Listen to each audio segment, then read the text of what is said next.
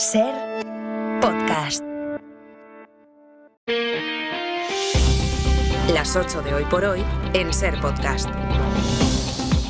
Hola, buenos días. Apenas acaba de empezar, pero de los 3 días que llevamos ya le hemos visto algunas de las costuras a este 2025. Hemos visto, por ejemplo, cómo se han presentado con datos los dos asuntos que centran gran parte del debate público de nuestro país, la vivienda y la gestión de la migración. También hemos visto que en ninguno de esos dos asuntos parece que vaya a haber acuerdo entre los grandes partidos, ni posibilidades siquiera. Ayer el Instituto Nacional de Estadística fijó el máximo al que tendrían que subirse los alquileres, que se renueven a partir de ahora, el 2,2%. Otra cosa es que esto se vaya a cumplir tal como está el mercado.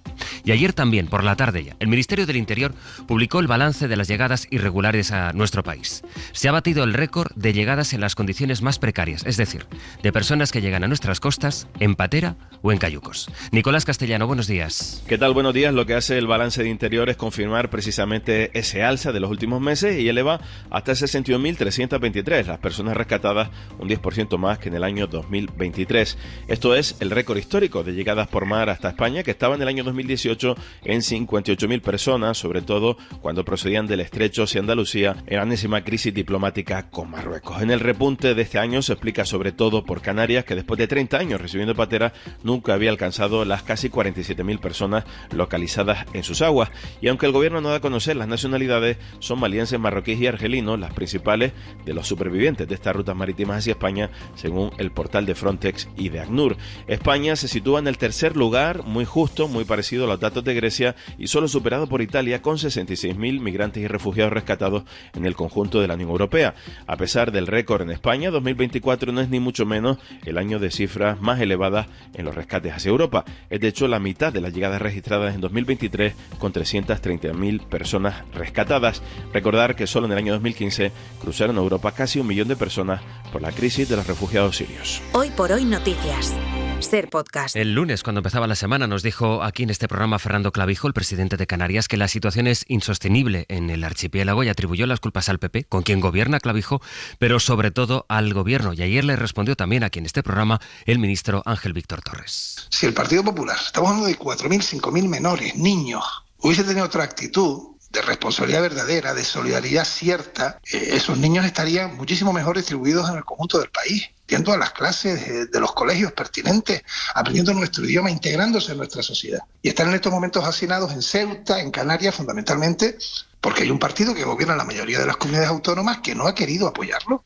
Y al ministro le contestó a su vez la dirección del Partido Popular. Guillermo Lerma, buenos días.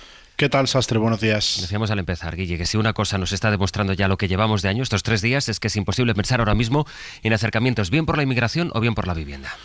No, el PP asegura que sigue dispuesto a negociar para buscar una solución a la situación de los menores migrantes que llegan a Canarias, aunque Génova reconoce que no tiene previsto fijar una nueva reunión y lo que hace es devolver la pelota al gobierno. Los populares insisten en que el Ejecutivo tiene que aceptar la propuesta de sus comunidades autónomas, pero piden a la vez a Sánchez que lidere la política migratoria y deje de lado las excusas. Borja Semper, portavoz del PP. Hay un fenómeno curioso en España y es que la culpa de todo la tiene el Partido Popular cuando gobierna y cuando está en la oposición. Y todos sabemos que esto no es así. El gobierno tiene una posibilidad porque gobierna España. Y por lo tanto quien gobierna tiene la obligación de liderar las políticas en el país, también las políticas de inmigración. Tampoco la vivienda parece que vaya a generar grandes consensos en el arranque del curso político, eso a pesar de que tanto el Gobierno como el PP van a poner el foco en este asunto. Los populares quieren que su propuesta contenga aspectos que puedan atraer a grupos nacionalistas como PNV y Junts para intentar dividir de nuevo a los socios parlamentarios de la coalición, y es que los de Feijóo aseguran que ahora sí presentarán su propuesta de ley estatal, una norma que llevan meses anunciando pero que no han llegado a concretar para centrar todo el debate en la corrupción. Guille, gracias. Hasta luego. Pues sobre el caso Koldo o Ábalos, la novedad está en los audios. Hemos accedido en la SER a las declaraciones ante el Tribunal Supremo del exministro y ex número 3 del PSOE y también del presunto corruptor de la trama Koldo, Víctor de Aldama, que reconoció que sus acusaciones contra dirigentes del PSOE se centraron en lo que él escuchaba decir. Ábalos, por su parte, negó el cobro de comisiones y contó cómo fue ese momento en el que Pedro Sánchez, en la Moncloa, le cita para anunciarle que va a prescindir de él como ministro del Gobierno. Miguel Ángel Campos. Ábalos negó cobro de mordida alguna. ¿Usted ha recibido alguna vez cantidades de dinero en metálico procedentes del señor Aldama? Nunca. Ni amaños en transportes o en las mascarillas. Minimizó los indicios contra él y descargó en Koldo. Es verdad que la relación de Koldo con Aldama era muy estrecha, y lo hemos podido ver, y que yo creo, a la vista de un poco de todo cómo han ido ocurriendo las cosas, pues que Koldo se apoyó mucho en el señor de Aldama, entre otras cosas porque Koldo venía de Navarra y Madrid lo conocía poco. Y entonces se convirtió en una especie de muleta para muchas cosas. Sonó a reproche la falta de explicaciones que le dio Sánchez cuando le cesó en 2021. A nivel privado no me dio ninguna. El día en que me citó el presidente en Moncloa para decirme que tras un largo viaje juntos, pues este viaje había concluido. Y criticó las acusaciones sin pruebas, dijo, que han permitido a Aldama obtener su libertad. El corruptor, por su parte, se reafirmó en sus acusaciones y dijo que parte de las mordidas acabaron en el PSOE, aunque admitió que hablaba de oídas. Dice usted que una parte de las comisiones de las obras le dijeron que iban al Partido Socialista. ¿Esto quién se lo dijo? ¿El señor García y el señor Ábalos o tiene usted alguna otra fuente de información que...? Bueno, esto en un contexto con ellos dos en muchas ocasiones, no ha sido solamente una ocasión. ¿Siempre ellos dos son su fuente de información? Sí. ¿No tiene usted algún constructor de estos que pagaban que haya dicho eso? Ni, por supuesto, usted ha estado en los pagos que se pudieran haber hecho al Partido Socialista. Sí. ¿Es así? Así es. Por su parte, Koldo García negó las acusaciones de Víctor de Aldama. El PSOE ha recuperado la alcaldía de Jaén después de pactar con el grupo Jaén Merece Más, una moción de censura que aparta de la alcaldía al Partido Popular, partido que acusa a los socialistas de haber comprado los votos. El PSOE regresa de esa manera a la alcaldía de una de las capitales andaluzas. Jaén, César García. Sí, hoy será el primer día de trabajo del nuevo equipo de gobierno de PSOE y Jaén Merece Más, el conocido como Teruel Existe jienense. El nuevo alcalde, el socialista Julio Millán, en una entrevista en La Ventana de Andalucía, cargaba contra el PP por las acusaciones de comprar una alcaldía. El fango del Partido Popular en Andalucía y en el resto de España, por Moreno Bonilla, por Feijóo, se pone en marcha como al final quieren imponer una medida que no existe. Por su parte, el alcalde saliente, el popular Agustín González, hablaba de su despedida. Hoy dejo el cargo, pero mantengo intactos mis principios y mi compromiso con esta ciudad. No me voy contento, pero sí me voy feliz. Y Luis García, portavoz de Jaén Merece Más, defendía la moción por los incumplimientos del pacto que anteriormente tenían con el Partido Popular. ¿Pero es que acaso Jaén Merece Más no tiene el derecho y la obligación de hacer una moción de censura a quien no cumple con Jaén? De esta manera el PP pierde la hegemonía en las 8 capitales de provincia andaluzas. En Extremadura, la presidenta María Guardiola va a tramitar la propuesta de Vox para derogar la ley de memoria y aprobar una ley que llaman de concordia. Es lo que la presidenta de la comunidad, María Guardiola, dijo que no iba a hacer, pero que va a acabar haciendo en un momento en el que necesita los apoyos de Vox para aprobar los presupuestos autonómicos. La Dirección Nacional del PP ha dicho, lo dijo ayer Borja Semper, que avala esa tramitación. Extremadura, Maite Carrasco, buenos días. Buenos días. Fue en el último Consejo de Gobierno cuando dio su conformidad a la tramitación de la propuesta de ley de concordia por la que se deroga la Ley 1/2019 de 21 de enero de Memoria Histórica y Democrática de Extremadura formulada por Vox. La medida formaba parte del pacto de gobernabilidad que Vox firmó con el Partido Popular y que quedó aparcada tras la salida del gobierno autonómico de los de Santiago Abascal. Vox registró la propuesta el pasado 22 de noviembre y desvinculó la presentación de la negociación de las cuentas para 2025. El PSOE de Extremadura, por su parte, ha anunciado que presentará una enmienda a la totalidad contra la propuesta de ley de concordia presentada por Vox. Así se presenta el viernes. Con temperaturas que van a subir un poco, pero sobre todo, Adrián, con borrascas a la vista. Sí, hoy de hecho nos afecta la primera de esas borrascas. Llueve a esta hora en Galicia, en el Cantábrico, en Castilla y León. Atención porque en Galicia de hecho tenemos el aviso por lluvias activado por cantidades que pueden acumular hasta 40 litros por metro cuadrado. Algo menos de frío hoy, aunque todavía tenemos algunas heladas en el interior. Mañana seguirán subiendo las temperaturas mínimas. Mañana una ligera tregua en esas borrascas que llegan, pero atención a la jornada del domingo, porque entonces sí, las lluvias se generalizarán por todo el oeste del país, acompañadas además de fuertes rachas de viento en el Mediterráneo, más al margen de esta situación también en Canarias, aunque en el archipiélago con bastante calima. De cara a la jornada de Reyes seguiremos hablando de lluvias y también de nieve en las montañas del norte. Hoy por hoy noticias. Ser Podcast. Nos vamos contando desde primera hora porque la imagen de la crónica internacional en este momento está en Corea del Sur. Acaba de fracasar allí el intento de detención al presidente que dictó la ley marcial. Isabel. Mira, la policía ha desplegado esta madrugada 2.700 efectivos a las puertas de la residencia del presidente Yoon en Seúl, donde se han concentrado miles de personas partidarias del presidente para intentar evitar su detención. Luego, una vez dentro del edificio, se han tenido que enfrentar a un grupo de militares y después han intentado negociar con el equipo de seguridad del presidente. Finalmente han desistido y no han podido ejecutar esa orden de detención. Es impactante desde luego esa imagen, casi 3.000 efectivos de la policía desplegados alrededor de la residencia donde vive el todavía presidente de Corea del Sur, y los agentes han tenido que desistir ante esa oposición multitudinaria que se han encontrado en las calles de Seúl. Iremos siguiendo a lo largo de la mañana las novedades que lleguen desde ese país que vive una situación muy convulsa desde el momento en que precisamente ese presidente decidió dictar la ley marcial. Eso en Corea. En Estados Unidos, lo último que se sabe de los 2 atentados del día de Año Nuevo es que el hombre que causó el atropello de Nueva Orleans actuó solo, y que ese ataque no guarda relación con el otro, con la explosión de una camioneta Tesla a las puertas de una torre de Donald Trump en Las Vegas. Quien provocó este último atentado era un soldado del ejército de Estados Unidos. Victoria García. Nueva Orleans vuelve a ser segura, dicen desde la oficina de la alcaldesa, y el gobernador incluso asegura que se celebrará la Super Bowl allí con los parámetros habituales de este tipo de competiciones. El atacante de Nueva Orleans, un exmarín, se radicalizó antes del verano, según ha contado el FBI.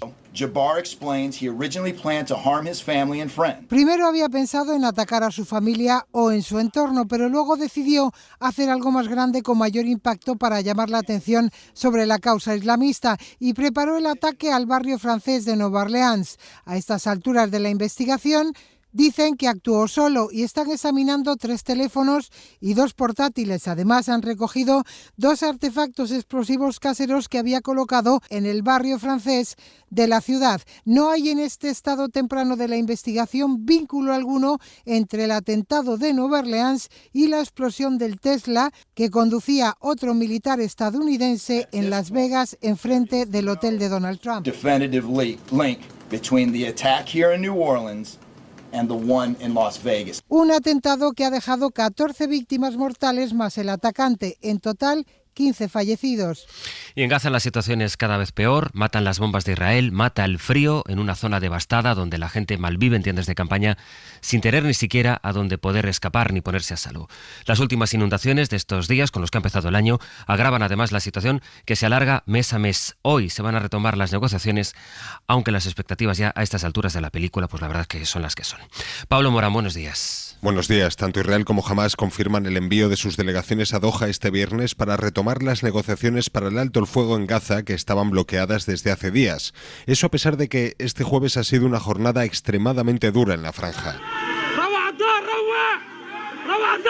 Anoche la cifra de víctimas en menos de 24 horas ya se acercaba al centenar, fruto de una ofensiva de ataques en el centro de Gaza y también en el sur, en la zona humanitaria de Al-Mawasi, todo en el marco de la ofensiva del ejército israelí contra la policía de Hamás. Las muertes también siguen produciéndose por la falta de ayuda humanitaria.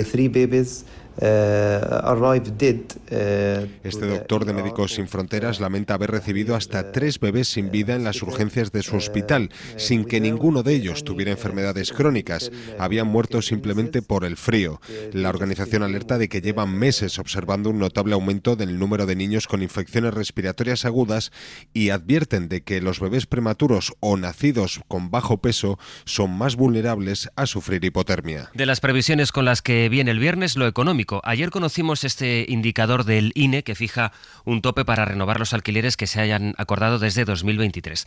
Será como mucho del 2,2%, es decir, no pueden subir de ese 2,2%. Y lo que vamos a conocer esta mañana, Isabel, es el dato del paro. Se espera que sea positivo este 2024. Se ha cruzado la barrera de los 21 millones de afiliados. El punto más débil sigue estando en la temporalidad. A las 9 de la mañana saldremos de dudas. En Baleares se va a instalar en la sede del Govern, en el Consolat de Mar, la capilla ardiente del expresidente autonómico Francesc Antich. Las puertas se abrirán a partir de las 4:30 de la tarde y hasta las 8. Su despedida será el sábado a las 11 de la mañana en el cementerio de Algar. Gaida, la localidad en la que vivía y de la que también fue alcalde. Lo que es noticia en estos días en Italia es la decisión del Ministerio de Exteriores de ese país de convocar al embajador iraní en Roma después de que la periodista italiana Cecilia Sala, saben que está encarcelada desde hace 14 días en Teherán, haya revelado que se encuentra en unas condiciones muy difíciles. Eso ha abierto ese conflicto diplomático en este momento entre los gobiernos de Italia y de Irán. Corresponsal en Roma, Joan Soles. El gobierno de la República Islámica de Irán exige a Italia la liberación del traficante de armas y suministrador de drones de guerra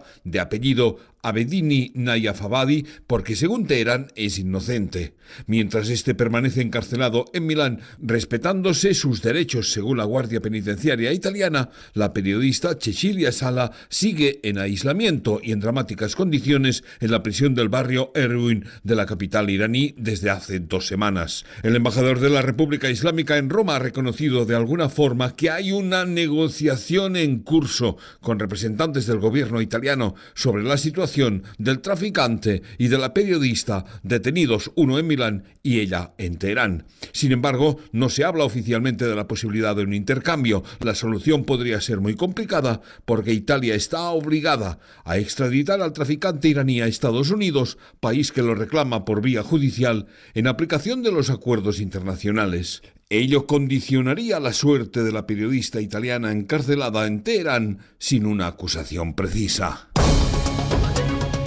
Y al cierre, ya sabíamos que el deporte es sano siempre que no se caiga en el exceso. Un estudio concreta ahora que hacer ejercicio de forma moderada reduce el riesgo de sufrir 19 enfermedades diferentes, entre ellas el cáncer. Javier Gregory. A lo largo de 7 años, investigadores de la Universidad de Iowa, en Estados Unidos, han seguido la evolución de 7.000 pacientes. Y este ha sido el interesante resultado. Las personas que hacían un ejercicio físico moderado redujeron de forma significativa el riesgo de sufrir hasta 19 tipos diferentes de enfermedades, como diabetes, ictus, ataques al corazón o incluso habían sufrido menos casos de cáncer.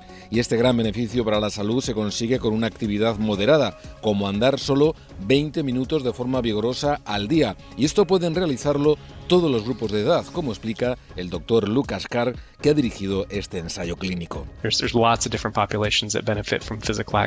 En cambio, estos investigadores de la Universidad de Iowa han demostrado que los pacientes que hacían menos actividad física tuvieron más casos de enfermedades crónicas que afectan a nuestro corazón y a nuestro cerebro.